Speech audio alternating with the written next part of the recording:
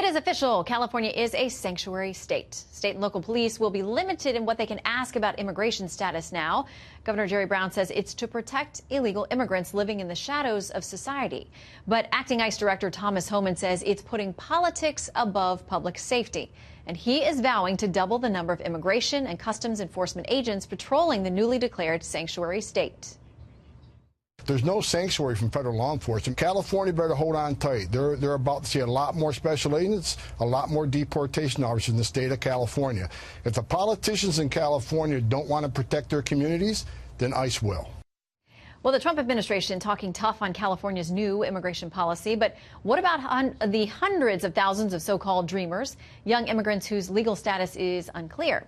As the president returns from the holiday break, he was expected to tackle the dreamers right away. But now his press secretary, Sarah Sanders, is saying the White House has other more immediate priorities. Our next guest was a potential pick to run President Trump's Department of Homeland Security. And he was photographed with a list of priorities. You remember this. Everybody zoomed in, which put illegal immigration high up on the list. Joining us now, the Kansas Secretary of State, Chris Kobach, who heads up the administration's voter fraud task force. He's a busy man.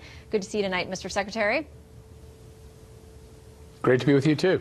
Okay, so let's talk about the president saying this in a tweet about DACA. He says the Democrats have been told and fully understand that there can be no DACA without the desperately needed wall at the southern border and an end to the horrible chain migration and ridiculous lottery system of immigration, et cetera. We must protect our country at all cost.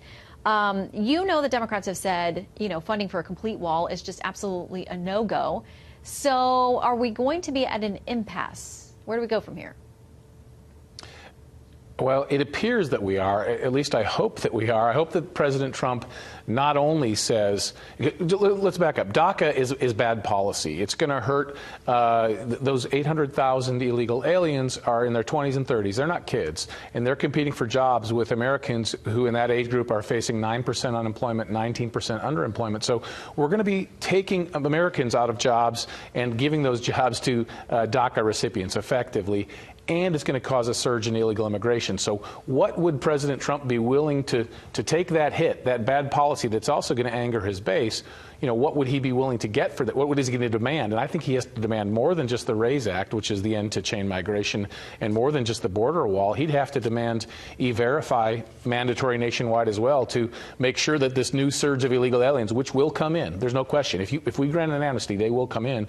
Make sure that they don't take additional jobs from Americans. So I see the president sort of staking out the grounds for the discussion, but I think he needs to take an even stronger position and say, I need three things at a minimum. If I don't get all three, I'm walking. And, we know that he's a great deal maker, but I'm hoping that he holds the line and says, no, this is absolutely non-negotiable. Well, you know that so much of what gets passed on the Hill, the vast majority of it over in the Senate, you got to have 60 votes to get anything moving. The things that you talk about are there now. Yeah. Now Republicans need 9 Democrats to come along with them, having lost the seat in Alabama.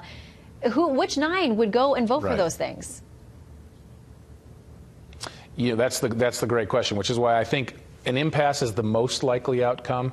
And frankly, getting an amnesty, the Democrats have tried to frame this like America is demanding an amnesty for these nearly 1 million illegal aliens in their 20s and 30s. They're not. There's no demand for an amnesty. It's sort of a false crisis created on Capitol Hill. So if the Democrats are not willing to come forward and go along with these three things that would actually do something good for the country, a wall, not just a paltry 1.6 million, as Speaker Ryan has suggested, but the full 20 billion, the full 20 billion plus that's needed.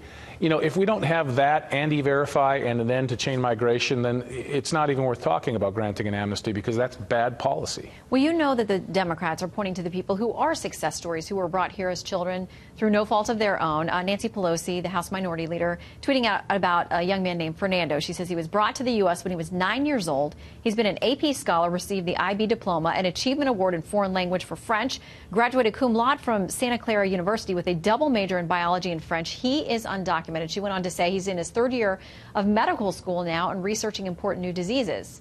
You know that those are the people that they're going to say, listen, these people can contribute and be great assets to this country. Why wouldn't we want to help them? And that's a really good question. But, you know, when Pelosi brings forward that one example, then I would bring forward the 2,000 plus DACA recipients who have committed felonies after they got the executive amnesty from the Obama administration, including, in a few cases, murder. So it's a cross-section of illegal aliens. The notion that DACA recipients, that this particular subsection of illegal aliens is better, more meritorious, more deserving than the rest of the broad population of illegal aliens is incorrect. You have some scholars and you have some criminals. The notion that somehow these are special people that we must grant an amnesty to is simply false. All right, I want to quickly ask you, because you are part of the voter fraud task force that has gotten a lot of heat. People say that it's ginning up allegations about fraud that doesn't exist. It's finally going to meet again in January, but you've already been subjected to 8 federal lawsuits. How's that going? Yeah, that's a great point. The 8 lawsuits, it's almost unprecedented. It may indeed be unprecedented. Of all the presidential commissions in U.S. history, I'm not aware of any one that has been hit with so many lawsuits, all coming from the far left of the political spectrum, groups like the ACLU, et cetera. And they're coming and trying to stop the commission. They want us to stop investigating the issue. They want us to, I mean, one lawsuit tried to stop us from having the next meeting. It just goes on. And what they are doing is trying to bog us down.